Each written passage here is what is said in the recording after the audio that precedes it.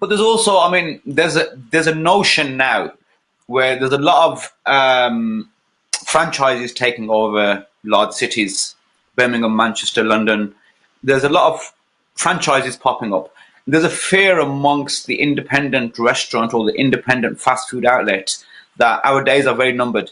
That this big, franchise, and there's so many different franchise models that are springing up now. There's some for fast food, there's some for fine dining, there's some for desserts, there's some for ice creams, there's some for coffees. I think recently I've personally insured three new coffee franchises coming to Birmingham in the next few weeks.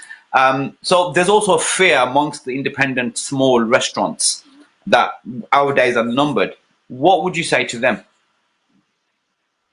Again, be as creative as possible. I think, and it requires and I go back to the point that I initially made right at the beginning. It's understanding your ability within yourself, firstly, and get clarity, and also understanding the business and what funding and finance you can get to do whatever vision that you propose to implement. I think it's not all about funding. It's about knowing what to do, and to know what to do, yes, you need to engage with the right people, because there's a lot of restaurateurs who've got a lot of money out there, but very confined to their own thoughts, very scared to speak to somebody else or share their problems. So you need the ideas as well as the funding to be able to stand out from the crowd. Absolutely. And I think one of the things that I've noticed, and this is something that I was going to actually in my career as a coach approach this, and my role, I see my role within food service and hospitality is a pivotal role. So one, as a coach, but also as an operator. So I get to see both ends of the spectrum, and how I manage to actually get to a position where I become an operator is through sharing.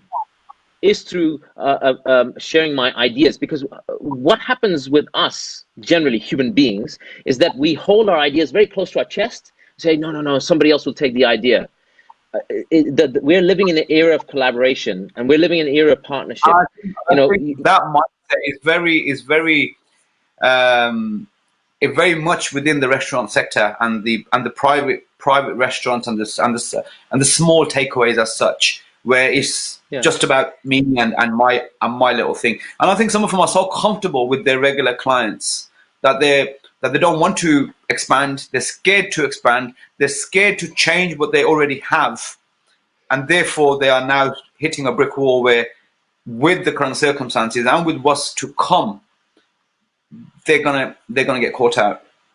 You see, it's a very interesting point you make, because if you look at, and I'm going to suggest this, this is something that I've talked to my inner circle about, my friends, and at some stage in my life, I am going to probably get involved in this, is that if you take a certain geographical area, like Birmingham, and you as a consultant, as a coach, if I get 4 or 5 restaurateurs who are in this negative belief, or they're in the state of sort of a block, and ask them individually, what is it that you desire, and get these 4 or 5 people together and say, right, if you work together, what can you do?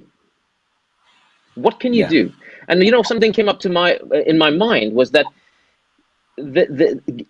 opening a dark kitchen is not an easy thing. It requires a lot of understanding, because it's not the same as a restaurant. It's very, very different. And so taking the talent that each of these 5 businesses have, putting them together and asking them, okay, up a different revenue stream for yourself. Why don't you join your forces together, get hold of a unit, share the cost 5 ways, open 5 benches, which is your individual kitchens within those, stick your basic menu of no more than 5 to 6 dishes on the platforms, and start trading. And you can share the suppliers, you can share the cost, you can share and keep the revenue, whatever comes through your revenue stream. Okay, 2 questions. That's an interesting